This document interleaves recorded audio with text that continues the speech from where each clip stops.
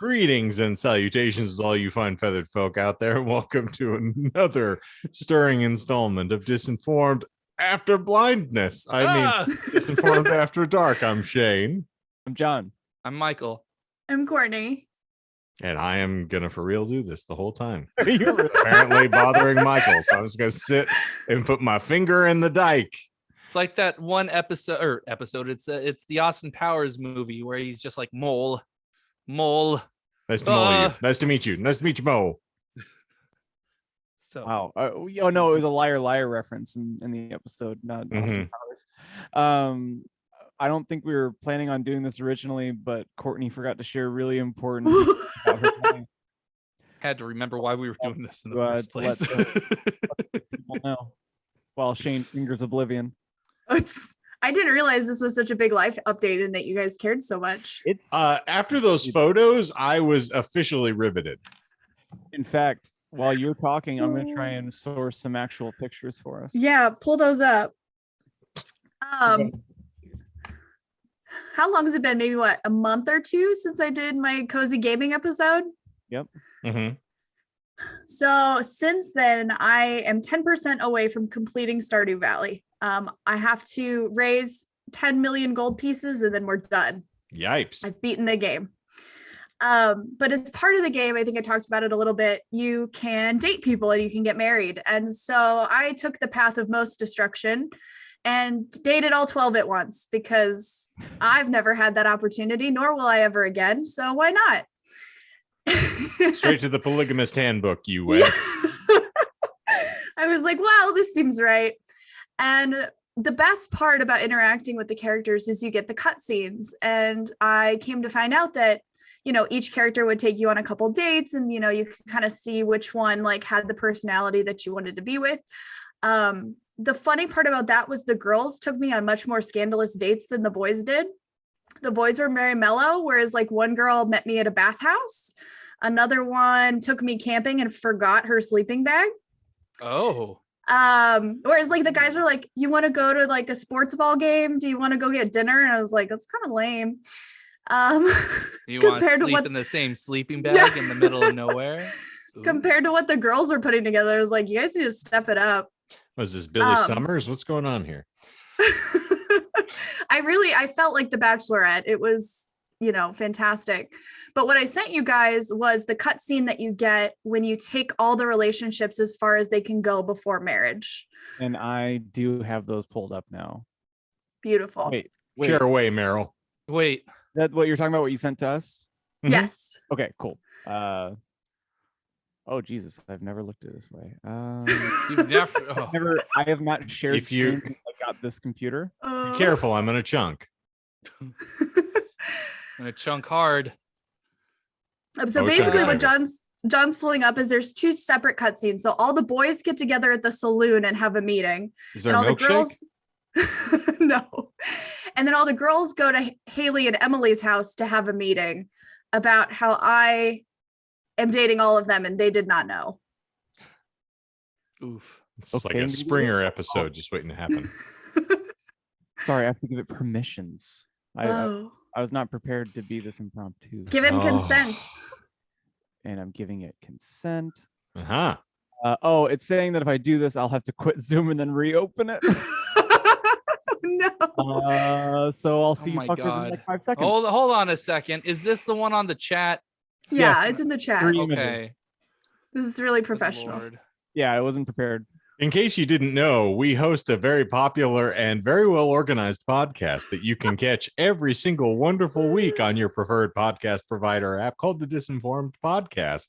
But it should be changed to the Disorganized Podcast because apparently we can't do a damn thing right. Ain't even gonna bust a hit on me. Indeed. Got it. I think I got it. That's the argument. Go. Okay. Well, So yeah. Never thought you might want to zoom in there. Zoom in. Can I? Is that possible? No. We're on Zoom. I mean, you should be able to. Is it too small? I have it on my widescreen, so I don't tell my. Can you read that? Oh my God! In Sam's voice. Oh my God.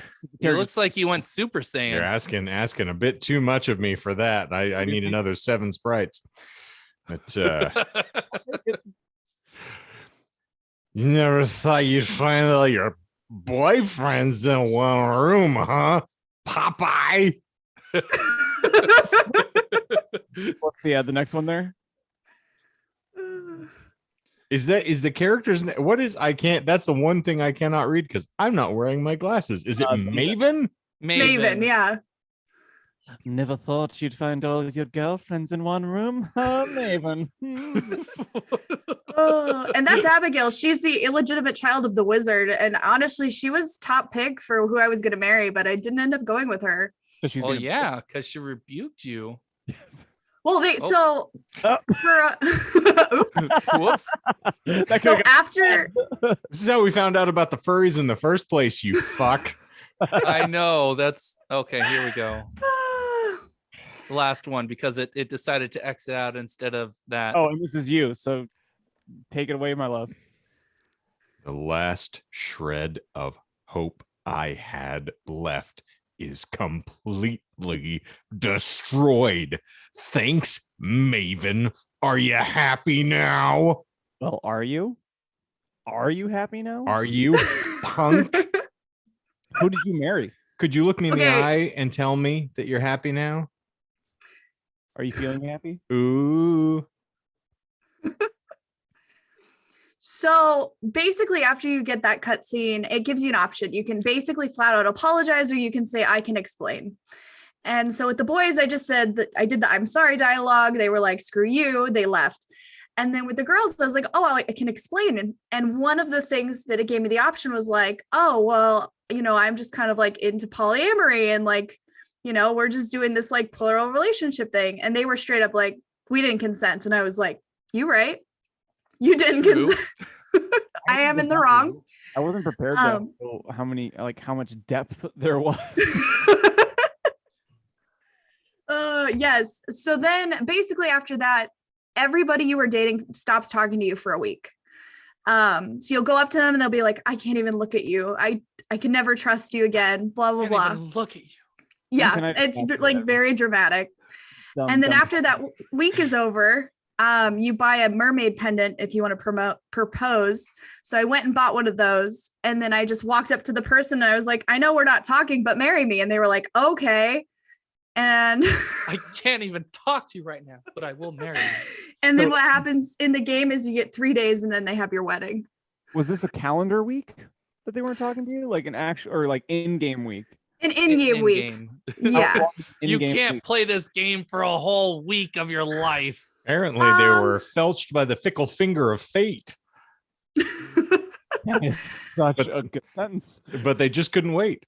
I'm going to name my daughter that. Which one? The fickle finger of fate. Oh, just felched by the fickle finger of fate. Okay. Oh God. Belched A by long the name. Finger of fate. Watkins. Roll call's gonna be rough. And do we have felched by the fickle finger of fate? Here. Guess they're gonna have to start referring to her by her cell block number instead. Anyway. No. So who did you choose? So basically when it came down to picking, I went based off of what you got on your farm when you married them. And Shane came with a chicken coop and he stands outside the chicken coop holding Charlie the chicken doing squats. So I picked him because that's adorable. Oh, Listen, precious. I've come many places, but a chicken chunked coop even is more. not one. Oh. I disagree. So So you don't know Charlie the chicken? Oh, I know Charlie. I choked him several times. He's part of my cocks. Oh, that makes a lot of sense. It's very important for everyone to know about macaques. So that's basically where we are with the game, right? So you finally did it. You Sort finally of. married Shane. Yeah, so I did that. And then one of the things that happens when you marry someone is they get a room in your house, and his room is just like beer cans and mud and like disgusting. So I'm already thinking of divorcing him. because I also already got the other thing I needed from him, which was the final star drop I didn't have, which increases my energy level. So now that I've sucked all the energy out of him, I think I'm going to divorce him and probably marry Abigail. Damn. I mean, you should. You only wanted it for his chicken coop. One would say. That a marriage is nothing but keeping one cooped up. Yeah, I agree. Does he get half of the chicken coop in the divorce? Absolutely not. Charlie's staying with me. Damn, you're just kicking him out of his own house. Charlie's not the coop though. Yeah, I'll take half a chicken, please. Well, so there's Bible. The next step would basically be we can have children. And then if I decide I don't want to have the children, I can go take a sacrifice to the witch's hut and she'll turn them into doves and send them away forever. So something to look forward to. The fuck?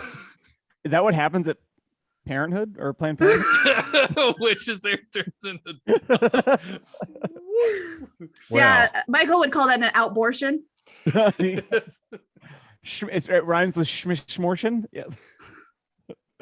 Actually, it rhymes with more portions. So what got me really Jesus. When we were debating whether or not to jump back on, I just gotten a text that triggered me a little bit, and it was the final straw because I figured that I could segue it and just ask Courtney a question. Because Courtney, will you marry him? Will you marry me? And that depends. Does she get a chicken coop out of it? I don't know. What do you have for me? What can you add to my farm? Exactly. Oh, I think I have a slime hutch. I don't need you. Start of the year, so 13 days ago, or 12 days ago, as this is recording, you kind of made a resolution that you wanted to actually like read more, like physically read more, because you used to be a huge bookworm, and it sounds like you're kicking ass already. And I think, if I'm not mistaken, one of the books that you've picked up is one of Becky's, not inarguably one of her favorite books that she's read as an adult woman. Yeah. The Invisible Life of Addie LaRue. Shane, did Melissa read that as well? You act like she and I are friends on Goodreads.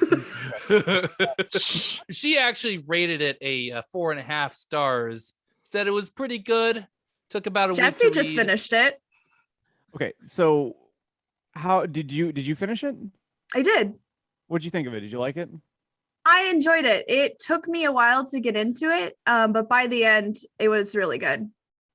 Okay, so was it a Schwab investment? Is that the question? What if I told you did that Becky's book club that she's at right now? Yes. That Verity book that they just read. I've been waiting for this. Scored 0.25 less than Addie LaRue overall. And Addie LaRue got Verity got a 9 out of 10. Gas. So I cannot wait to talk to Becky later. I'm so excited for this. I get a blind message. She goes, everyone else loved it. And I said, I have no hope for your book club. And she goes, I feel like I've been bullied into liking it. No, I've lost you.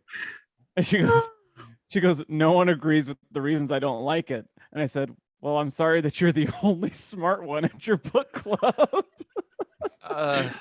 For almost everyone but me rated 9. It scored 0.25 overall less than Addie LaRue.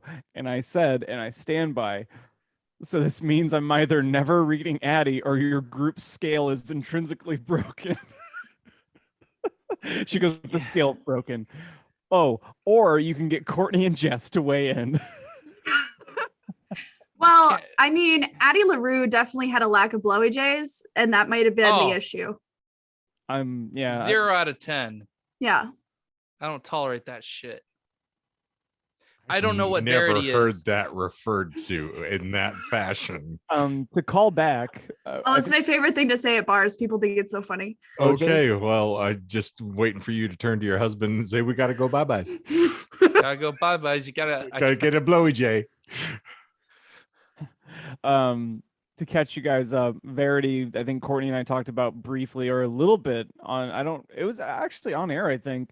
It was a smut book that I got conned into reading off of TikTok, and it was a very David Fincher-esque as far as the intro and approach. It was very dark and visceral, but then it ends up being nothing more than just a modern smut thriller where it's like every chapter has to have some form of dick sucking or Blowy spitting in your J's. mouth while you're getting fucked. Like, it's not a good book. It's Did not. anyone get pulled into a supply closet on like a giant Mediterranean vessel? Like the other bullshit books you tried to make me read. I was gonna say, so back to recursion, and you have that problem with recursion where the characters are just so fucking paper thin, and then you get to Verity, where that literally there is no characters in Verity. There is no paper. There's It's so paper thin it doesn't even exist. yeah, Like Michael, they're transparent. not even worth more discussion. But I just thought Courtney would be very tickled that literally as we were talking, there is a group of women aged 27 to 40, whatever the fuck, that are just gushing. Chunking After- hard. I mean, that does tell me everything I need to know about the people Becky hangs out with. So, Oof. Man. She's married to me, so that's all you I mean, yeah. and you're basically a walking smut book anyway. So, very true. Character assassination 101. It's very true. Anyway, I needed to get that off my chest. I was really, Yep. really upset about it. But if anybody needs a book, yeah, I like Daddy LaRue. It was good. Do you have a favorite book out of the pile of ones that you've read so far this year? I would say the one that I really got through the fastest, and Shane, this is gonna make you happy, but Joyland was really, really good. I really enjoyed Joyland by King. It's Joyland. fantastic. It was a really easy read, and the story was very compelling. And you were like, okay, well, what's next? Let's see what else you got. And I really liked it. I'm sorry, what is Joyland?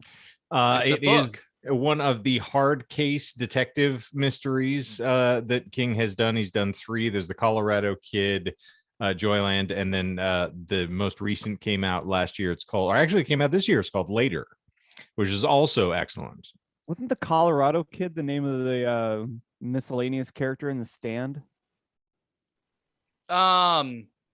I don't believe so. No, there was. You know what I'm talking about, Michael? Trash The Can character in Man. the hotel. Oh, it's gonna come to me Doesn't after matter. we stop Okay, recording cool. because Well, I'm reading We've through the derailed stand with right the senior now. moment. Yeah. Yeah. In any event, they're excellent books, and Joyland came out the same year that Revival came out. So there are a lot of interconnective points between the two stories because Jacobs actually worked at Joyland for a while. Michael, are you still? It's called on- The Kid. He's just named The Kid in the stand. Michael, are you still? Do you still have our messenger pulled up with the images? I can. Can you pull up this screen? The backgrounds that Shane sent that scared the shit out of Melissa. Well, the one scared the shit out of Melissa, certainly. Because Rightfully so. it took me probably 45 seconds because I was skipping between both of them, being like, these look really familiar and I can't place why. And I was like, holy shit. And I didn't admit that to you guys until now. So ashamed. Yeah, because So that's this one. The only real, like, it's difficult to run, but the giant sign in the middle that said Skytop kind of helps out. Yeah. My eye wasn't drawn to that. It was drawn Okay. to the lightning up top. So I know it looks like a dick. I understand how you got distracted, but well, I'll be your lightning rod. bless you. And we'll write a love song for Shuba's bartender. But that one's fantastic. But yeah, Melissa doesn't like that at all. Yeah, that one's rough. It is rough, but I love seeing artist renderings of stuff that hasn't been adapted. I thought that was effective. Yeah, it's great. Okay, I got 2 things. Uh-oh. You got One, 2 choices. Actually, two things for 2 different people, but it's the same thing, but for 2 different people. Courtney and Shane. Michael, I don't know. You don't. I'm not a person. I really, really, really want Shane to watch Grand Budapest Hotel. Courtney and Jonah, yes, but Shane, I really desperately need you to watch Grand Budapest Hotel. The defeat in his face. And I can promise you that Owen Wilson is in 25 seconds and speaks maybe 5 lines, and that's all you ever Still see. too much. Is that why Shane won't watch it? Yes. The Wilson brothers I can't stand. They But are like my kryptonite for films. He's the only Wilson brother in it. The rest is Ralph Fiennes, as the lead, and he is absolute fines. His name ain't Ralph, honey. Where's Ralph? Isn't it? It's pronounced Rafe. There's a whole Rafe. Robin Williams joke about this. I can't sit still for that. Fine. As a Anyway. cinephile there, you should know better. He's the lead. Yeah, I know. He's the lead. He's absolutely brilliant. And a lot of the lines that he delivers, I think you could have said yourself or wrote for him.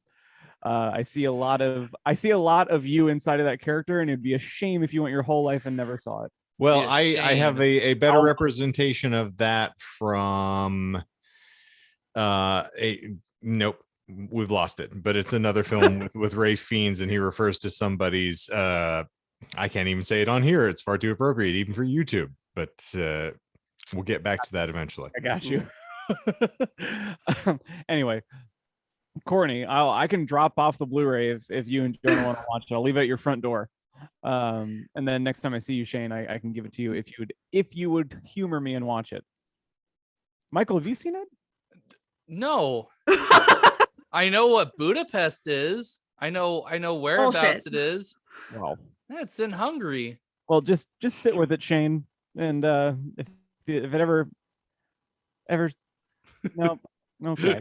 Well, The line is What- from In Bruges, by the way. I had to look it up because I had lost it. But if you've not seen In Bruges, it is it's been a long time. yes. If so someone We'll were watch it, to- John, just for you.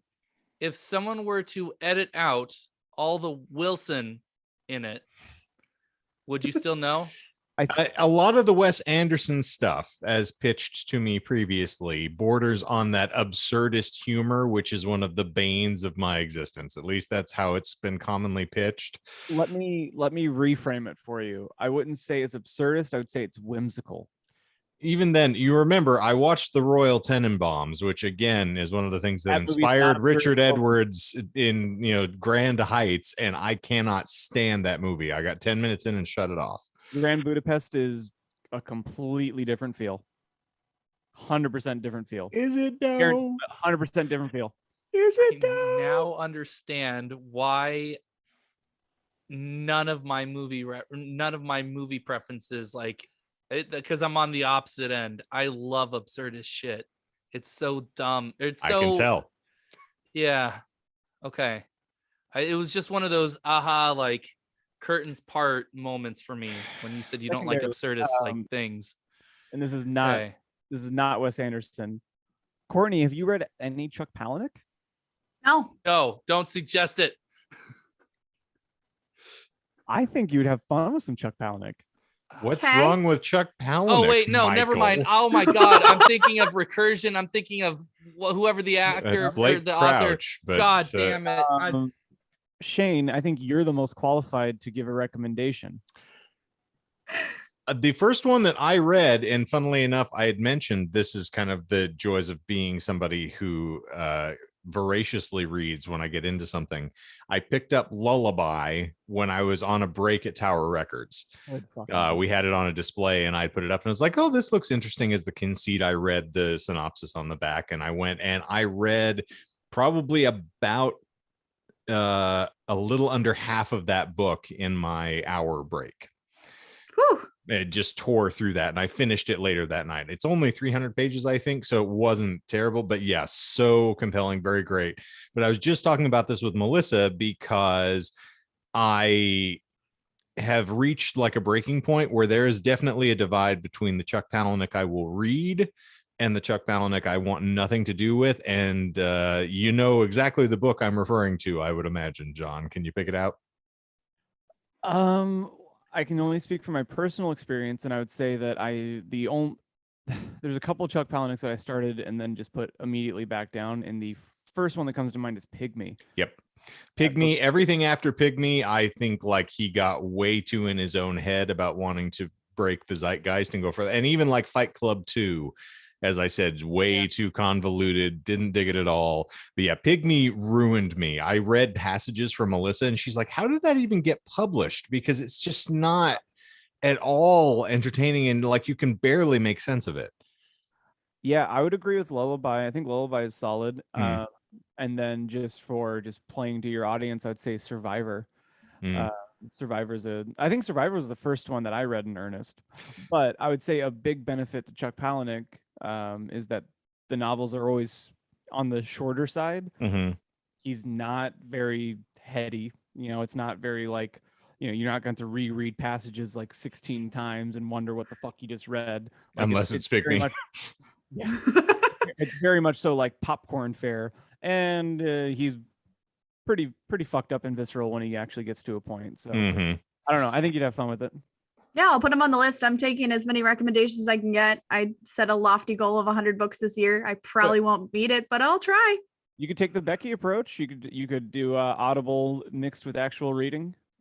Little hand in hand. Mm-hmm. And then I like to cheat, and I think graphic novels count.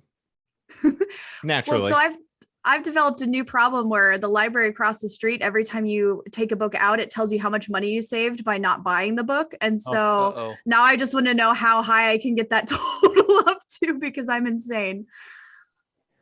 That's a cool way to gamify renting a book. I like Yeah. that. That's cool. I need to look. I've already saved like $60.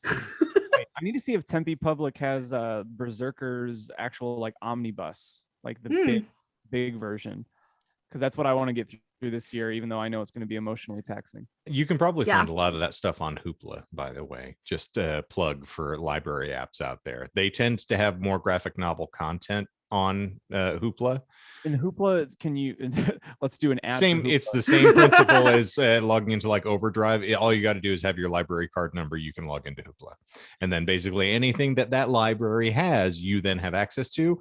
But a lot of times they will buy more electronic copies of things like graphic novels because it translates well to tablet reading versus some of the other instances where you find it. That would be really nice, because the Kindle version of Berserk is so nice, and Shane, you're an avid comic reader, so you're very aware of how nice it is to do the panel-to-panel view. I read that when they when they did the Kindle versions for Berserk, they went and focused on the panel-to-panel view, that you'd have a more cinematic approach to it. I'm actually using Hoopla as of this moment to read the Bloodborne comics. Yeah, they just released I think that the whole thing's done now, right? The whole run? I'm not sure about the whole run, but I've got the first 2 full volumes, which is it's 4 issues for each, and it's pretty interesting. It's interesting. I read the first 2 issues. But yes, there's plenty to get. Courtney, for your reference, Chuck Palahniuk was actually who I referred to as my favorite contemporary author for a long time prior to Pygmy, and then that shook me free of that notion. As it will. Yeah. Yes, in my pre-King adoration. Yeah, and then just because we're doing a super long After Dark at this point, where are you on your King reads right now? Because are you still going in order? No, I just reading the things that I have on hand or stuff that's available. So, for instance, I was able to get the library version of Billy Summers so that I can tag team it. So I have the Kindle edition that I checked out, and I have the physical copy, and then discovered that at least when I was looking on my computer while I was doing some work, the Kindle edition on a computer was cutting out passages. So there were like 2 paragraphs that were missing in places, and it's noticeable because there was it's kind of non sequitur. None of the stuff made sense when you're reading. So then I went back and just burned through it in the physical book while I was home nursing someone else's illness and worried about myself. So I am now about 400 pages into that book, and it's a 500 pager, so I should be done with that one fairly quickly, and then I'm just proceeding as things grab me. I bought Carrie, because I've never read it, and since that's his debut, I figure I should probably give it a spin. So I'll go from his most recent published work to probably his earliest, but I got really excited I bought all of the collections of short stories. I had some Christmas money that folks gave me where I was like, this is the way to go. So I'm probably going to start burning through those, because I haven't read the 4 Past Midnight or Skeleton Crew or any of the other ones that are short story compilations that I've been into. Tangentially related, did you see that Joe Hill has renamed, or they're doing another publishing run of 21st Century Ghosts, but it's being renamed? No. With an adaptation, like a film adaptation or a TV or film, I think. No, I did not see that. Something Scream? Scree? Scree! Michael, what are you reading, man? You reading anything? Because I'm fingers still crossed that we're gonna have a panel in May, and because I don't have the time to sit down and read a lot of books like y'all can, I'm reading through The Stand.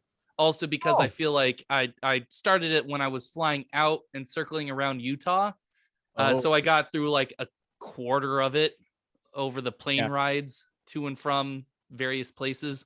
Also because I just feel like with COVID doing the things that it's doing, I just wanted to, because everyone was like, this is just like The Stand. And he's like, this is not like The Stand.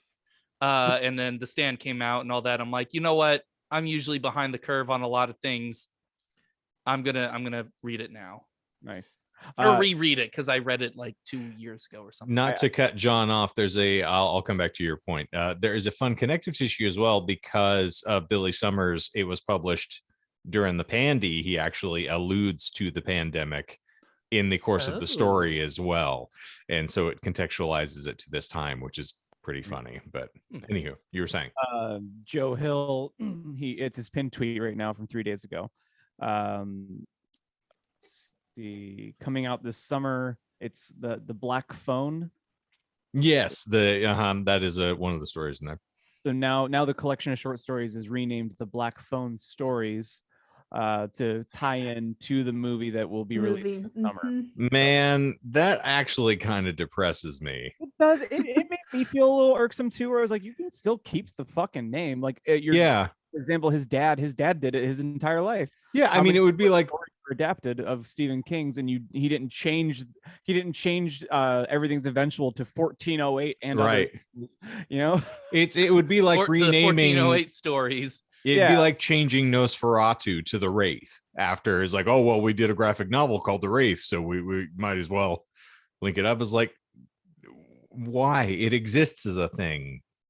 Yeah, it's already there. Not doing the J.K. Rowling's thing and then just becoming a literal monster after the books are released, and conning characters' orientations, and And plus, there's something really like quaint and memorable to me about 21st Century Ghosts. Like, I actually really like that title. I think it's a better name than Black Phone Stories. Mm-hmm. That just sounds racially insensitive to me. So, oh no, now I can't get that out of my head. Oh no, these are jokes, folks. Jokes. I'm stuck. I already said it multiple on and off, I think, but I'm just stuck reading Dune, and I have a week more left off work, and I'm gonna try. I think at this clip I'm gonna finish God Emperor in 2 or 3 days, and then maybe get through a little bit of Heretics before I go back to work. We'll have to have a bit of a decompression, because I based on what you were doing, I realized, one, I'm not sure I'm going to invest the time to go back through again, because having finished the first 3, I'm like, it's been a minute. And I know how crazy this thing spirals out. So I just want to remind myself so I can help Sherpa when I need to. So I went back on Wikipedia and I read through the synopses of the remaining 5 books following that. Okay. I have a lot of fun ahead of me. And I sat there at points and I was like, oh man, I forgot this. And holy monkeys, because I had convoluted points where I forgot that everything I thought was in Heretics actually occurs in God Emperor. Oh. So I was stringing the story out because I felt that God Emperor was so interminable. Apparently, I just conflated a bunch of things together. But it actually probably ends better than I remembered. So it actually... God Emperor or the saga? God Emperor. So it reinvigorated me. So I might get back in, because I'd forgotten there's a lot of really fun plot points, but the last 2 books get real crazy because they incorporate the entirety of the saga, which is all the prequel books as well. And there's just a lot of plot. It's very pregnant. And the review that I read that was chastising it says there are at least 4 Deus Ex Machinas that are relied upon to get out of the story and finish everything up. And I'm like, you're not wrong. It's pretty hard to get around it, but it's fun. Here's what I'll say, reading as far in as I've read, is that as it stands now, super excited for Dune Part 2 to come out, because Dune Part 1 was fan-fucking-tastic. Mm-hmm. I'm really excited because there's rumors that the same director will adapt Messiah, so the second book in the series. I feel like if he actually did a proper trilogy and did through the end of Children of Dune, that I think that it would be a really, really fun run of movies, and I think it would be really engaging to watch. Mhm. But I think you can just end it after Frank's original trilogy at this point. Honestly, there's a lot of really cool stuff that I feel gets paid off really well as they move forward. But to your point, if you actually want to experience that, the Sci-Fi Network actually did this. They have all 3 of those stories that they did produce, and James McAvoy plays Leto, which is fabulous. And William Hurt plays the original Leto as well, and does a really fine job. I really enjoyed those. Those came out in 2000. I was a freshman in college at the time, and we had watch parties. That was one of the few communal experiences I had as a freshman in college, because I was not very social. But there was a group of us from the choir I was in that all got together and just ate that up when it was airing originally on Sci-Fi. It's really well done. And the thing is that I've watched the first episode, so I think it's like the first part of Dune 1, and it's immaculately faithful to the source. And I've heard on the subreddit people have kind of warned and been like, go into it as a stage play. Yes, that you manage your expectations for what the set is going to look like. Yeah, because they shot on location that way. You're not going to get good good CG effects. It's not going to look beautiful that way. But if you want something to visualize the actual story and it be like almost a close to 1-to-1, then check out the Sci-Fi one. So anyway, that's my nerd corner. I guess last year was the Tower and this was Dune. So nice. Yeah, I'm excited to see how you feel about this when you get through God Emperor, because you might have the same reaction I did. Where you're like, what? It's so good. It's so fucking weird. I love it. It's very weird, yes. Particularly, I had forgotten sorry, we're turning this into Dune cast, but there are so many little tangents and threads and subplots that I forget. So I'm like, okay, the fish speakers, yeah, that's, since they have engaged in giant orgies with a bunch of women, I was like, that's a little insensitive. But moving on, the fact that he was cultivating Ganima's bloodline through the entire time there and just keeping that recurrent, and you're like, this feels really weird. Like, why? And then there are machinations that thread out into the future plots extensively because of that. Can I share a quick spoiler and then we can dismount? Go ahead. The original thing that I nearly sent you, so this is spoilers for up to the beginning of God Emperor of Dune. I almost text you, damn, they really have a hard-on for Duncan fucking Idaho that I had no idea existed. So for you guys, for Courtney and Michael, there's a character. So Duncan Idaho played by Momoa. Yep. In the new one. They essentially, so he dies in part 1. As right. Throughout the series. Michael. Throughout the series, I'm not even paying attention to this, man.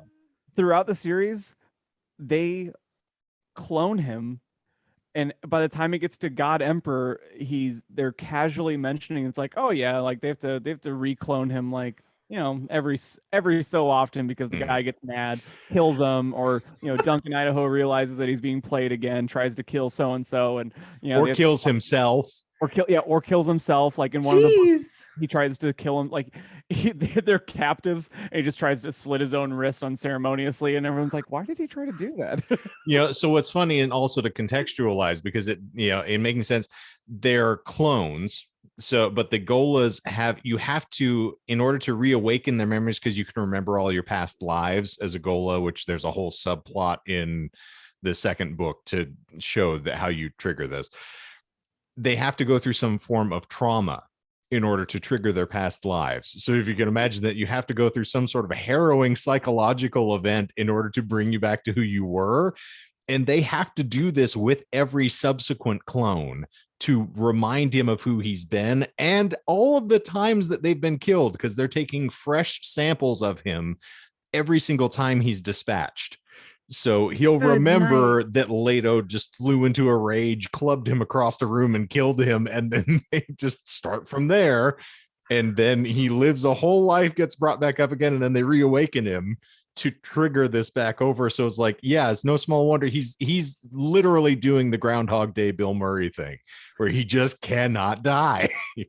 And I lied. I have one final thought, and it's literally final. It's not a headcanon as far as what a character looks like to me as I read in my head with no visual help. He looks like Justin Long at the end of Tusk, Leto. Oh, Okay, I can see it. That's what fucking God Emperor looks like in my head. Great. Now when I eventually Every read fucking that time. 30 years from now, that's all I'm going to picture. He is the God Emperor to me. Okay, I can appreciate it. What a wonderful world we live in. In any event, if you want to chat about Dune and you are not a host of the last podcast on the left, then you can find John and I somewhere later on. I'm sure we'll be happy to bring you along. But and thank you for enduring our spoilers because they're going to be all over the place. But I think that is finally going to bring this thing to an unceremonious close for what was an impromptu After Dark. So thank you all for being here. Courtney, keep on doing the do. Hopefully it treats you well, and may the mayonnaise machines bless you. Yes. Michael will Yeah. continue to bring us all of the furry fun that anyone can handle in polite society next week. So that's going to be delightful. And of course, John and I will just keep doing the Dune, as it were. So for Disinformed After Dark this week, I am currently Kenton Eldorado. I'm Timothy Long Cactus. I am Robert Greer and Algernon Greer and Peter Greer And having whiplash. and a concussion. And I'm Jean Grey Ghost? Indeed. Question mark? Question mark. Am I still? Miguel, you might exonerate them in some way, shape, or form. And I shall by saying zippity zoop, we're out of here. Smash that like button.